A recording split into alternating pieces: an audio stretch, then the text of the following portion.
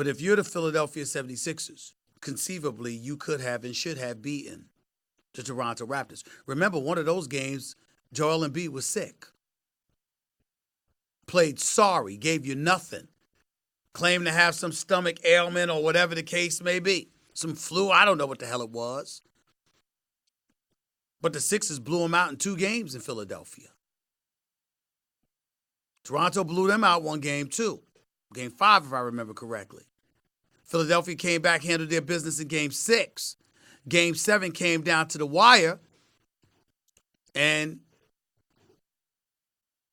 Kawhi Leonard makes a shot. He actually traveled on that jump shot, but that's neither here nor there. He made it. To the point that I'm trying to make to you is, one could argue the Philadelphia 76ers could be standing here as world champions today. I believe they would have beaten Milwaukee. And then if they had gone against Golden State and Golden State had incurred all of those injuries, what would Philly have done? Philadelphia could very well be the champions right now. The champions. Even with Kawhi Leonard in a Toronto Raptor uniform. If Joel Embiid hadn't been a no-show for 1 game. It wasn't Game 7, but it still counts. It's amazing what you got to deal with here. It really is. But give Toronto credit. They won a Game 5 in Philadelphia that was pivotal. They'd lose the series, they lose that game. They won a Game 4 in Philly. They won a Game 5 in Milwaukee with the series tied 2-2 at Milwaukee. 2 big-time road games. They answered the bell. They lose Game 2 in the finals to the Golden State Warriors. Came back, won Game 3 and 4. Nick Nurse said in the locker room after they lost Game 2, he said to the team, let's go get one in Golden State and steal back home court advantage. Kawhi Leonard reportedly said, F that. Let's get both. So this is what we're talking about here. This is what we're dealing with. Philadelphia could have been champions. And now you have a situation where Jimmy Butler, even though your Embiid is your star and Ben Simmons is your superstar in the making, if he could just get a jump shot, any kind of jump shot. But Jimmy Butler is arguably your most popular player. His personality, his makeup, his temperament is made for Philadelphia. Made for Philadelphia. Now they swear up and down. They want to keep him. They want to keep him and Tobias Harris. I'm told him and Tobias Harris don't want to coexist, so it's going to be one or the other. And my attitude is they should both want to stay if they could get their money, but if you Philly, you can't give both max dollars. Can't do it. But if you keep both of them, Philadelphia could win the East next year if Joel Embiid took those tears that he carried with him off that court at Scotiabank Arena in Toronto after losing a Game 7 to Kawhi and the Raptors.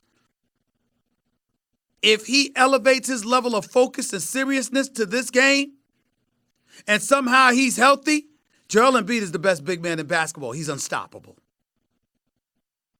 And Toronto would not beat them again if that happened. I'm here to tell you.